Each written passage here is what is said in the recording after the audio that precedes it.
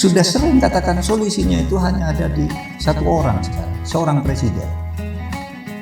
Harus punya komitmen yang kuat lalu diimplementasikan komitmen itu ke dalam pemerintahan sehari-hari. Kalau misalnya orang bicara saya kejar koruptor, ahli koperasi, ahli ekonomi, hidupnya sederhana, selalu menyerukan anti korupsi, tapi Pak Muhammad Hatta sudah lama hidup tidak bisa menyelesaikan korupsi di Indonesia.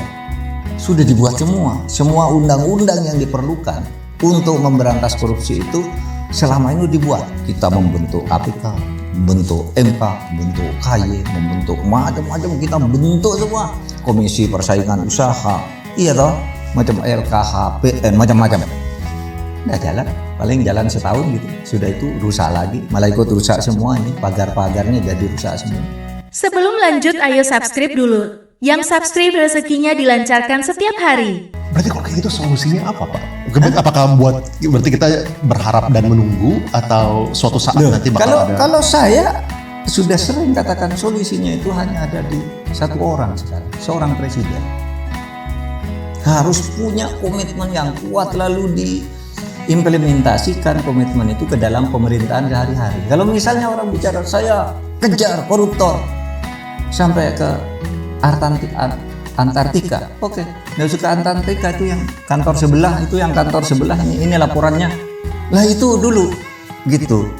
Lalu di Antartika kan ada koruptor, iya kan? Salju yang banyak di sana, atau ke lubang tikus gitu. Nah ini sebenarnya, ya hanya perlu bahwa apa yang dipidatukan, apa yang dikomitmenkan, tuh lihat yang di sebelah saya ini siapa sih? Apakah dia terikat dalam sebuah saya terikat ketergantungan politik kepada dia, atau saya punya hubungan apa dengan dia? Kan sebenarnya harus clear di dalam ketata pemerintahan kita. Jadi nggak bisa dong Anda, loh Bapak dulu jadi menteri kok Indonesia tetap jelek gitu. Ya memang menteri bisa memperbaiki, nggak ada siapapun. Anda bilang siapa sih orang yang paling bersih di Indonesia, paling santun, lurus, atau taruhlah orang nyebut Muhammad Hatta, ahli koperasi, ahli ekonomi, hidupnya sederhana, selalu menyerukan anti korupsi, tapi Pak Muhammad Hatta sudah lama hidup tidak bisa menyelesaikan korupsi di Indonesia. Karena harus ada komitmen dan kekompakan kita tentang nilai-nilai anti korupsi ini.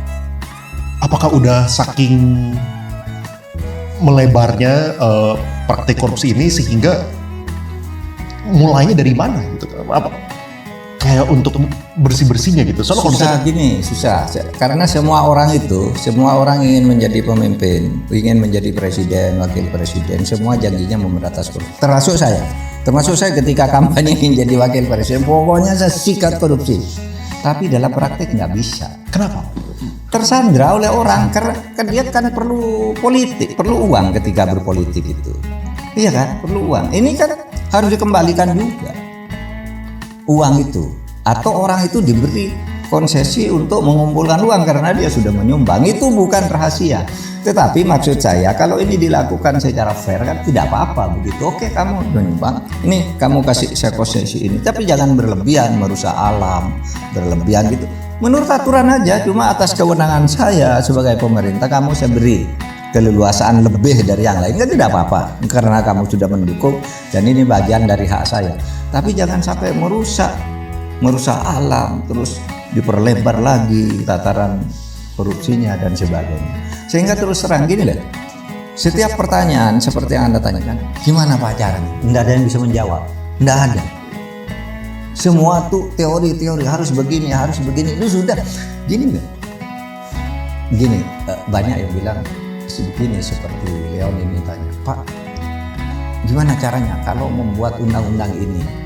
Sudah dibuat semua undang-undang yang diperlukan untuk memberantas korupsi itu selama ini dibuat. Kita membentuk KPK, membentuk MK, membentuk KY, membentuk macam-macam, kita bentuk semua.